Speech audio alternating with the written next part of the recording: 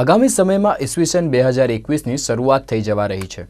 ત્યારે દર વર્ષે ચર્ચની અંદર ધામધૂમપૂર્વક નાતાલ પર્વની ઉજવણી કરવામાં આવતી હોય છે, પરંતુ આ વર્ષે કોરોના મહામારીને કારણે ધામધૂમપૂર્વક ઉજવણી કરવામાં નહીં આવે, પરંતુ નાતાલ પર્વની વર્ચ્યુઅલ ઉજવણી કરવામાં આવશે, એટલે કે લોકો ઓનલાઈન નાતાલ પર્વની ઉજવણી કરશે। તો વર્તમાનમાં ચાલતી કોરોનાની મહામારીમાંથી લોકો ઝડપથી સાજા થાય તે માટે પ્રાર્થના પણ કરવામાં આવશે। તેને લઈને ચર્ચ ખાતે રોશનીનો શણગાર પણ કરવામાં આવી રહ્યો છે।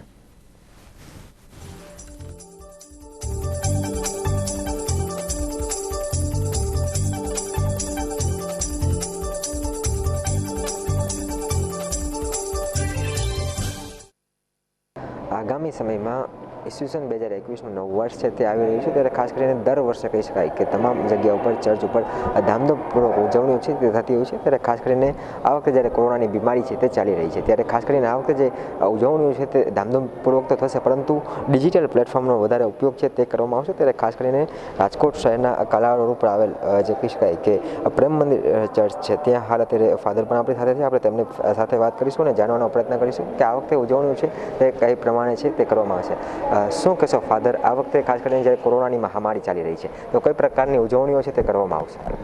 આ વર્ષે દર વર્ષે દરમિયાન અમે તો બધા લોકો પબ્લિક માટે પ્રેમ મંદિર ખુલ્લું રાખીએ છીએ અને પ્રાર્થના વિધિઓ ચાલુ રહે છે, પણ આ વર્ષે કોરોનાના વજહથી મારું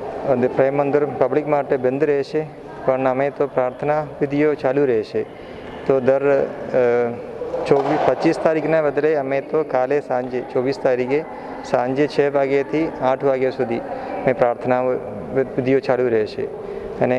વધારે લોકો માટે નહીં, ફક્ત અમારા લોકો માટે ફક્ત પ્રાઇવેટ સેલિબ્રેશન રહેશે।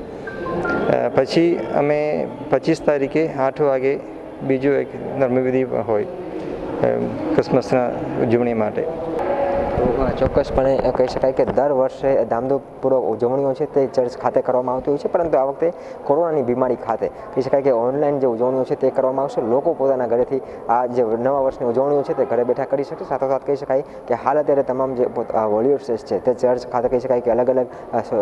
જે કહી શકાય કે રોશનીનો શણગાર છે તે પણ કરી રહ્યા છે અને ખાસ કરીને અહીં જે પોતાના જે મર્યાદિત લોકો છે તેના માટે જ ઉજવણી છે તે કરવામાં આવશે અને અન્ય લોકો છે તે પોતાના ઘરેથી પણ કહી શકાય કે પ્રાર્થના કરી શકશે, સાથોસાથ કહી શકાય ઉજવણી છે તે પણ કરી શકશે, સાથોસાથ ચર્ચની અંદર પ્રાર્થના પણ કરવામાં આવશે, જેથી કરીને જે હાલ કોરોનાની બીમારી ચાલી રહી છે તેમાંથી લોકોને પણ મુક્તિ મળે, આ પ્રકારની પણ પ્રાર્થના છે તે અહીં કરવામાં આવશે।